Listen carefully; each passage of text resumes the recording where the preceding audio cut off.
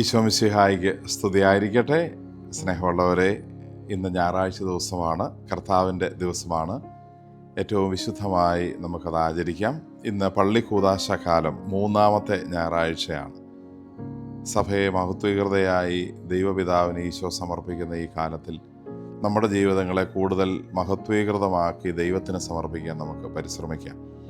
ഇന്ന് പരിശുദ്ധ കുർബാനയിൽ നമ്മൾ വായിച്ച് ധ്യാനിക്കുന്ന സുവിശേഷം വിശുദ്ധ യോഹന്നാൻ അറിയിച്ച സുവിശേഷം 2-ാം അധ്യായം 13 മുതൽ 22 വരെ വാക്യങ്ങളാണ്. അതിൽ ഈശോ ദേവാലയം ശുദ്ധീകരിക്കുന്നതിനെക്കുറിച്ച്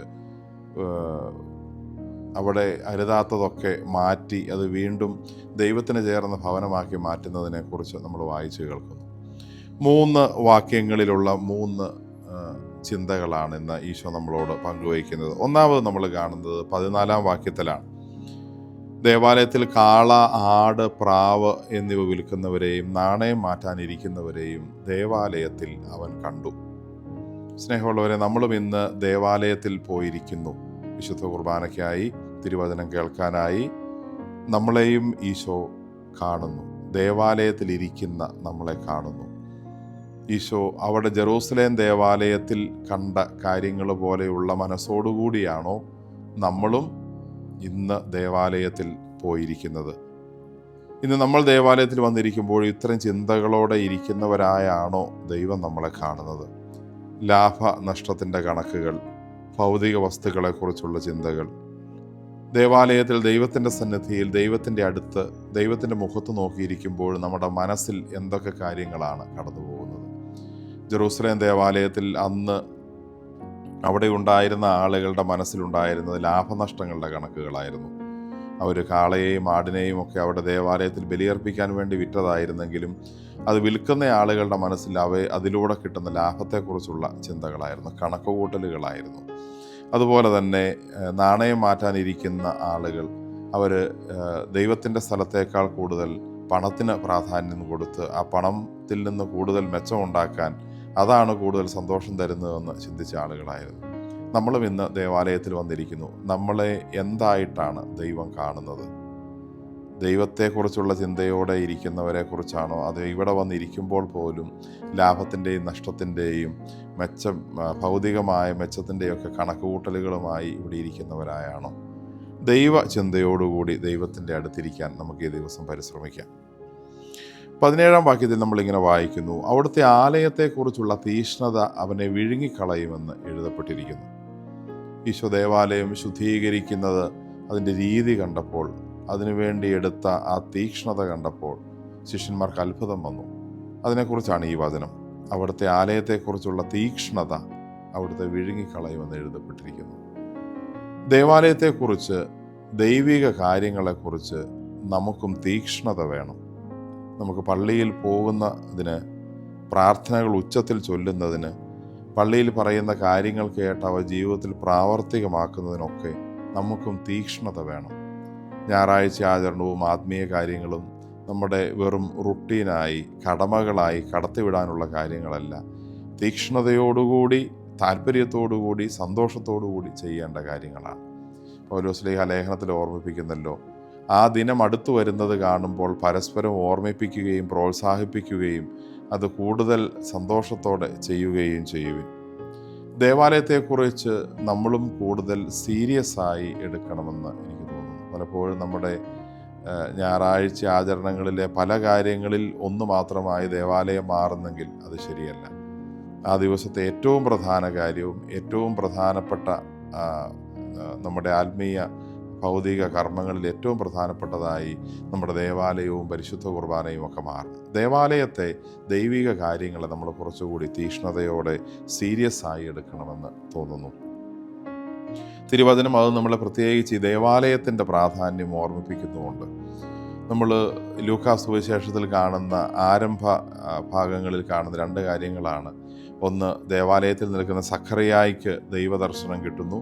അതുപോലെ വീട്ടിലിരുന്ന് പ്രാർത്ഥിച്ചുകൊണ്ടിരുന്ന മറിയത്തിനും ദൈവദർശനം കിട്ടുന്നു.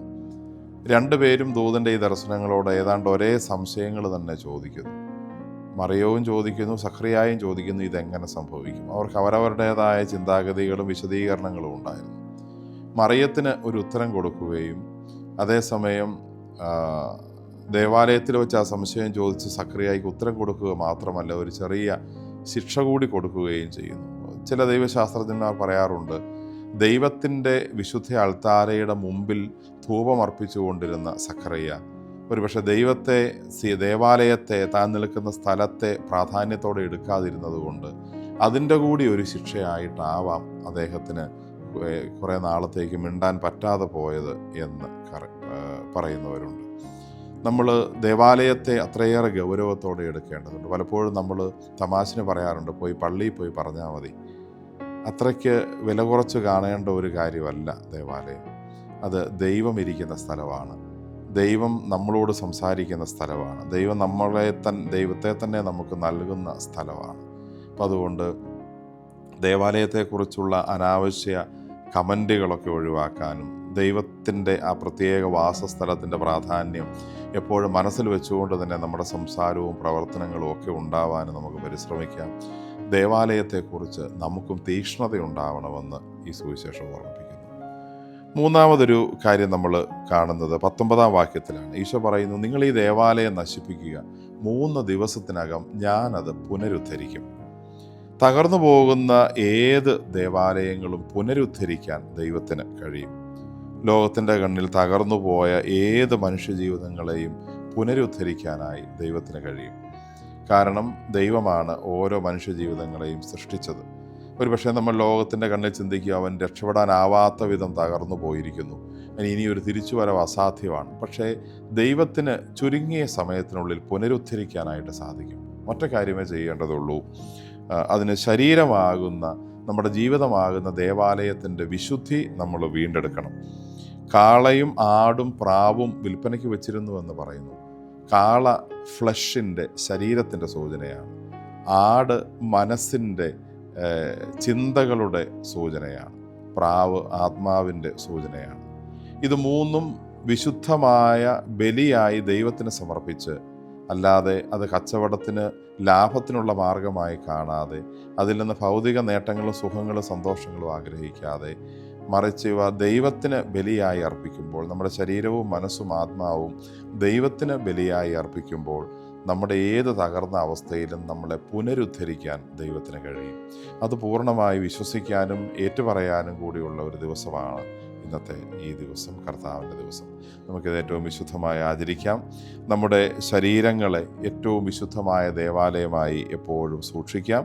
അതുപോലെ വിശുദ്ധമായ ചിന്തകളോടുകൂടി നമുക്ക് ദേവാലയത്തിലിരിക്കാം. അതുപോലെ ദൈവത്തെക്കുറിച്ച്, ദൈവിക കാര്യങ്ങളെക്കുറിച്ച്, നമ്മുടെ ഞായറാഴ്ച ആചരണങ്ങളെക്കുറിച്ചൊക്കെ തീക്ഷ്ണതയുള്ളവരാകാനും ഈ തിരുവചനം നമ്മളെ ഓർമ്മിപ്പിക്കുന്നു. അനുഗ്രഹമായിരിക്കട്ടെ ഈ ദിവസം. ആമേൻ.